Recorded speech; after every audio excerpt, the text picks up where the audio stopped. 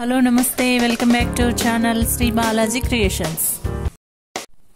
Okay friends, మనం సంక్రాంతి పిండి వంటల స్పెషల్లో ఈరోజు కొంచెం వెరైటీ వంటకం తయారు చేసుకున్నాము.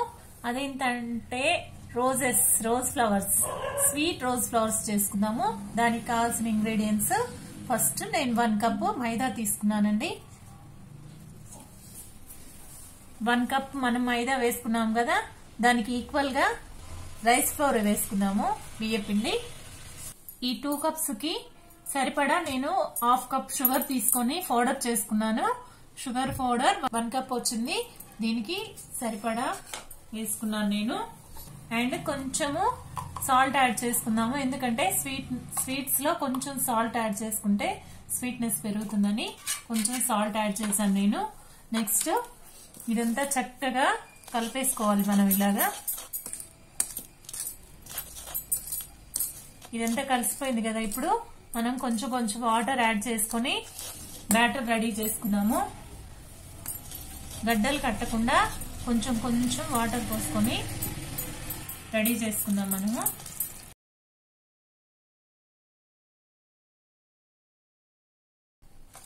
మనము. రోజ్ ఫ్లవర్స్ పర్ఫెక్ట్ గా రావాలంటే బ్యాటర్ పర్ఫెక్ట్ గా ఉండాలి మనకి. అటు కొంచెం లూజ్ అయినా, ఎక్కువగా కొంచెం చిక్కదనం ఎక్కువ ఉన్నా గానీ మనకి మాత్రం ఫ్లవర్స్ ఏమో సరిగా రావు. కాబట్టి మనం బ్యాటర్ ఖచ్చితంగా ఈ కన్సిస్టెంట్ లో చేసుకోవాలి. చూడండి, బ్యాటర్ ని ఖచ్చితంగా దీనికి 4 అవర్స్ మనం రెస్ట్ చేయాలి. ఓకే ఫ్రెండ్స్, 4 అవర్స్ అయిపోయింది మనం బ్యాటర్ కలిపి పెట్టుకుని. ఇప్పుడు మనం దీన్ని ఒక్కసారి కలుపుకొని మనం స్టవ్ మీద ఆయిల్ పెట్టుకున్నాము. చూడండి, ఇటు స్టవ్ మీద ఆయిల్ పెట్టి గులాబీ గంటని కూడా ఇందులో పెట్టాను. ఇది వేడెక్కాలి, బాగా ఆయిల్ వేడెక్కాలి, ఇది వేడెక్కాలి. తర్వాత నెక్స్ట్ మనం ఫ్లవర్స్ దాంట్లో వేసుకుందాం. ఆయిల్ బాగా హీట్ ఎక్కింది కదా, ఈ గులాబీ గుత్తిని ఈ పిండిలో పైన ఇలా డిప్ చేయాలి. పైకి రావద్దు ఫ్రెండ్స్, పిండి పై దాకా రావద్దు, తీసుకొచ్చి ఇందులో పెట్టేసుకోవడమే.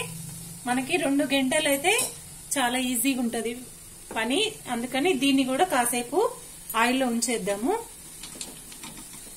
ఇది ఆయిల్లో పెట్టిన తర్వాత 2 సెకండ్లకి ఇది ఊడిపోతుంది ఫ్రెండ్స్. ఊడకపోతే కొంచెం ఇలా గంటని తీసుకొని ఒక పుల్లని ఇలా అనేస్తే ఈజీగా ఊడిపోతుంది మనకి.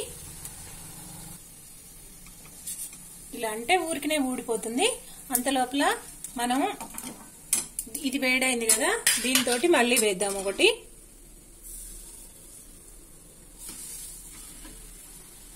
ఇలాగా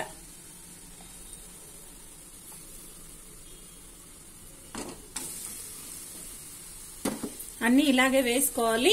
2 అయితే మనకి పని ఈజీగా ఉంటుంది. గోల్డ్ కలర్ వచ్చిన దాకా వేయించుకొని చక్కగా పైకి తీసేస్తే చక్కటి గులాబీలు రెడీ అయిపోతాయి మనకి. ఇలా గోల్డ్ కలర్ లోకి వచ్చిన తర్వాత తీసేసుకుంటే టేస్ట్ చక్కగా ఉంటుంది. అన్ని ఇలాగే వేసుకోవాలి. ఇది మాత్రం ఎప్పుడు ఆయిల్లో వేడెక్కుతూ ఉండాలి. ఇంకొకటి వేసి చూపిస్తాను మీకు. మధ్య మధ్యలో మనం దీన్ని కలుపుతూ ఉండాలి, లేకపోతే వాటర్ పైకి వచ్చేసి మళ్ళీ గులాబీలు రావు. ఇలా పైకి రాకుండా పిండి నూనెలో డిప్ చేసుకుంటే సరిపోతుంది మనకి. ఆయిల్ కొంచెం ఎక్కువ ఉండాలి ఫ్రెండ్స్ దీనికి. ఇవి కాలాయి, ఇవి తీసేసుకున్నాము ఈ 2. దీంట్లో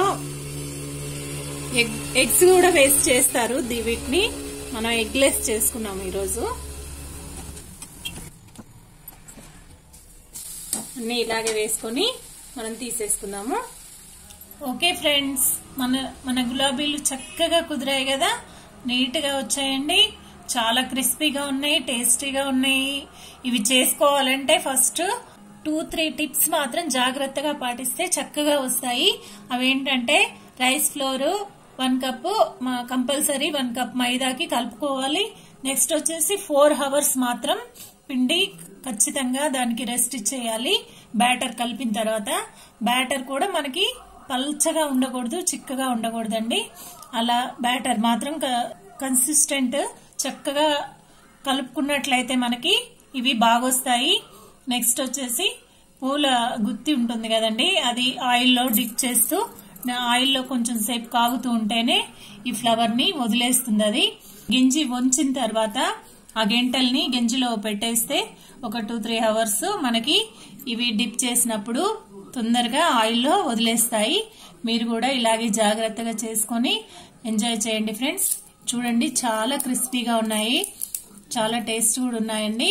ఇవి కూడా మనం కొంచెం వెరైటీగా పండక్కి ఇవి కూడా చేసుకొని హ్యాపీగా ఎంజాయ్గా తినేద్దాము.